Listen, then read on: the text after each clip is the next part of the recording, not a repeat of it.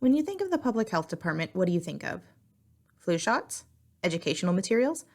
Maybe you think of food inspections. But I bet you didn't know that public health fights crime.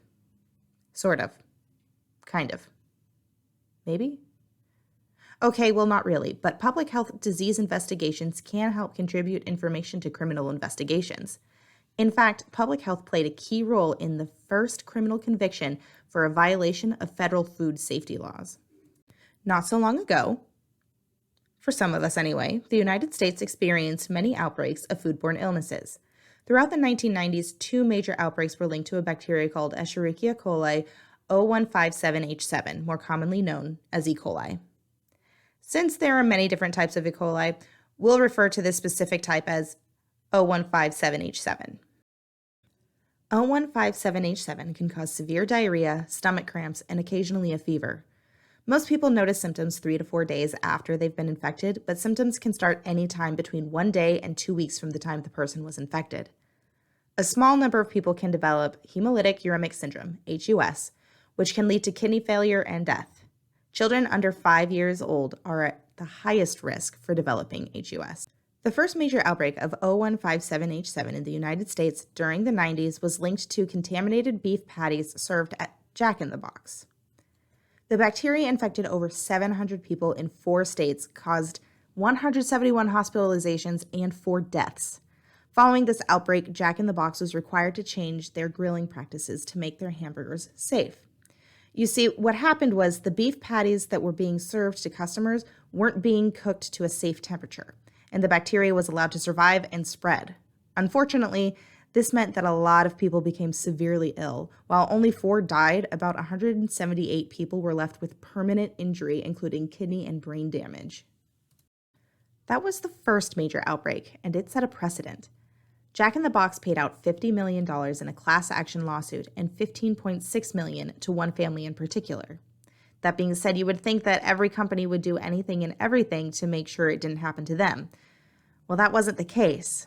The second major outbreak linked to O157H7 was linked to Odwalla Juice Company. Odwalla had several food safety issues due to the fact that they didn't pasteurize their juice. In 1995, tests discovered low levels of a pathogen that could harm pregnant women. Odwalla spent millions on upgrading safety features after that, and the bacteria were reduced to what was labeled as relatively low levels. Now we get to the juicy bit of our tale. In 1996, just 1 year later, Washington state officials informed Odwalla that they had found a link between an outbreak of O157H7 and a batch of Odwalla's fresh apple juice. This was confirmed on November 5th of 1996. Now, the O157H7 is thought to have been the result of using rotten fruit, some accounts saying highly decayed, to make the juice, and or they used apples that had fallen on the ground into animal feces and then had not been properly cleaned. Gross. The outbreak occurred because Odwalla sold unpasteurized fruit juices, even though pasteurization had long been the standard in the juice industry, claiming that pasteurization alters the flavor and destroys at least 30% of nutrients and enzymes in fruit juice. Instead, Odwalla relied on washing usable fruit with sanitizing chemicals before pressing. More than 60 people became sick. 14 children were hospitalized with HUS and, according to doctors, would likely have permanent damage, and 1 child died. As a direct result of the outbreak, Odwalla began pasteurizing its juices. The outbreak also spurred a response by the federal government, which now requires warning labels to be placed on all unpasteurized fruit and vegetable juice containers. The company was charged with 16 criminal counts of distributing adulterated juices, and Odwalla pled guilty. It was fined $1.5 million, and at the time, this was the most significant penalty in a food poisoning case in the United States. Since then, there have been a few more O157H7 outbreaks in the United States in things like romaine lettuce and in some fast food restaurants. As the health department, we want to make sure something like this never happens again, but if it does, it is our job to find out who has been affected, how they contracted it, and educate the public on what is happening. We want to ensure that you know what to look for, whether that be in symptoms, in nature, or in your home. There is so much more that the health department does, but for the sake of time and my sanity, we won't get into all of it today. Instead, I leave you with this.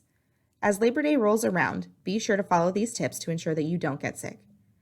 Keep meat, poultry, and seafood refrigerated until you're ready to grill. Keep your hot foods hot and your cold foods cold. If you plan to marinate your protein, marinate in the refrigerator no matter what kind of marinade you're using.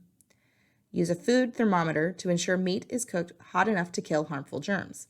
When grilling whole cuts of beef, pork, lamb, veal, as well as fish, the temperature should be 145 degrees Fahrenheit, and they should stay at least 140 degrees until served, while ground beef and poultry should be cooked to 165 degrees Fahrenheit. With that, have fun and be safe this weekend.